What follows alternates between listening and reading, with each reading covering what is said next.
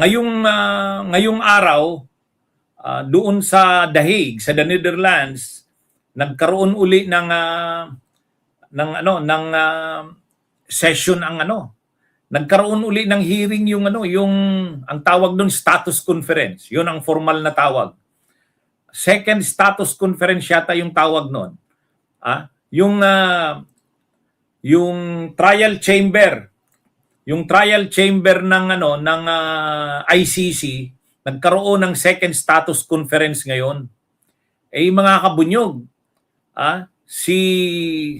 sino ba yan? Judge Corner ba yan? Si Judge Corner, yung presiding judge, British yan. Magaling.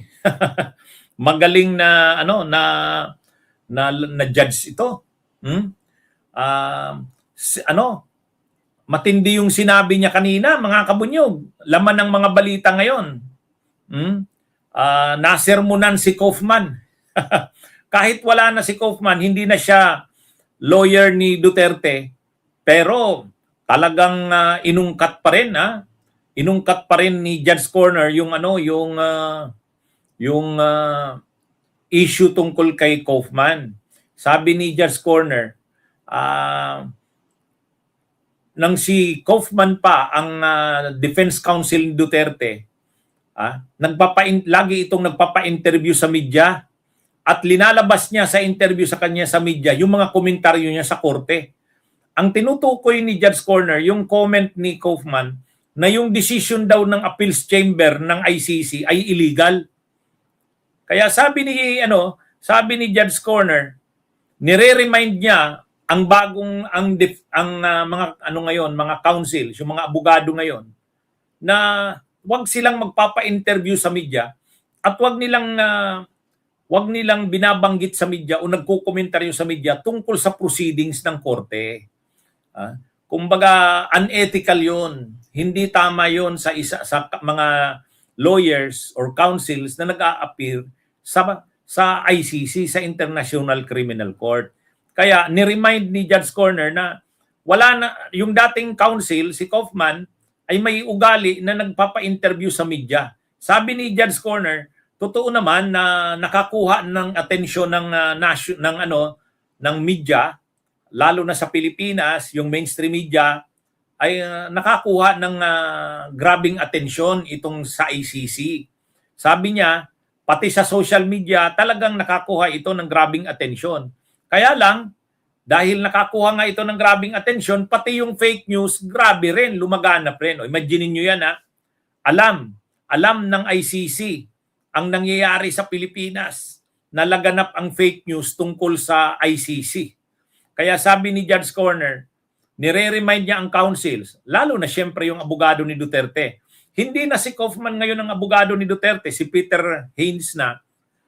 Pero nire-remind niya na yung ginawa ng dating defense counsel ni Duterte na si Kaufman, hindi tama yon, inappropriate yon.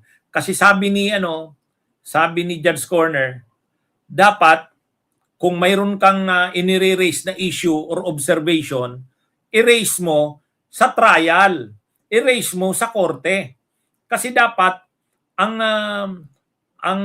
tungkol sa kaso pinag-uusapan sa korte, hindi sa public opinion.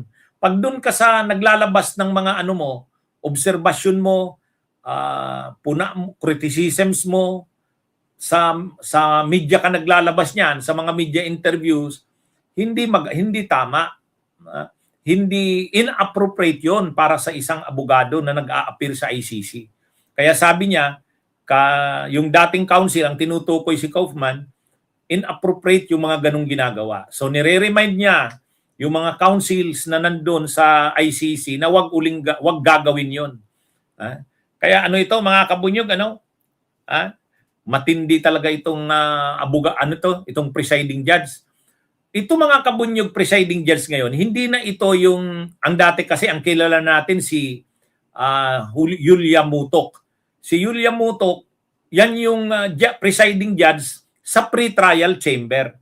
Sa pre-trial chamber. Si Mutok ay presiding judge lang sa panahon ng unang pag-appear ni Duterte hanggang sa confirmation hearings. Pero tapos na yung confirmation hearings, kumbaga yun yung pre-trial, papasok na ngayon sa trial proper. Kaya ang humahawak na ng kaso, hindi na pre-trial chamber, trial chamber na. At itong trial chamber na ito, ang presiding judge, itong si Judge Corner, British ito. British. Pero talagang magaling. Magaling. Imagine niyo, wala na si Kaufman pero kinumentaryohan niya pa rin. At talagang brinot up niya yung issue na yan. Sabi niya, itong case na ito ay nakakuha ng grabing atensyon lalo na sa Pilipinas. Hindi lang sa mainstream media, sabi niya, lalo sa social media. Kaya lang sabi niya, yung dating lawyer ng defense ay nagpapa-interview sa media at nagko-komentaryo, nilalabas yung komentaryo niya sa korte. Kaya sabi niya, hindi na dapat ulitin yun. Yun, warning na yun. Warning na yun. Kaya sa part ng mga DDS, warning na ito ng presiding judge. Huwag nilang binabastos, huwag nilang kung yung mga ginagawa ng mga DDS na pagkakalat ng fake news at disinformation, yung ginagawa ng mga trolls nila at saka yung mga nila, sasabunin sila nito ni Judge Corner. Pagpapaliwanagin siguro niyan lagi yung Defense Counsel ni Duterte ngayon. Ang Defense Counsel ngayon ni Duterte, si Peter Haynes. O yun, pagpapaliwanagin yun. Siyempre, hindi pa naman liable itong si Peter Haynes sa nangyari noon, si Kaufman pa. Pero brinot up ni Judge Corner yung issue na yon para maging reminder. Kaya dito mahihimas-masa na dito yung mga DDS. Pati yung pagkakalat ng fake news. Sabi ni Judge Corner, dahil nakakuha ito ng grabing attention ng mainstream media at lalo na ng social media, kaya grabe rin ang fake news. Kaya sabi niya, winawarningan niya ang mga mga gumagawa nito. Kaya maganda 'yon, tama 'yon. Sampal 'yan sa mga DDS na talaga namang nagkakalat ng mga fake news at disinformation. Ay hindi sila papalampasin nitong bagong presiding judge. Matindi ito. Okay, mga kabunyog, mga kabayan, magandang araw sa inyong lahat. Mabuhay po tayo. Bunyog, bunyog, halikan na kasama ka. Bunyog, kapag buklod ay may pag-asa. Luzon, Visayas, Mindanao, isa ang pananaw. Sa bagong Pilipinas ang bunyog isisigaw.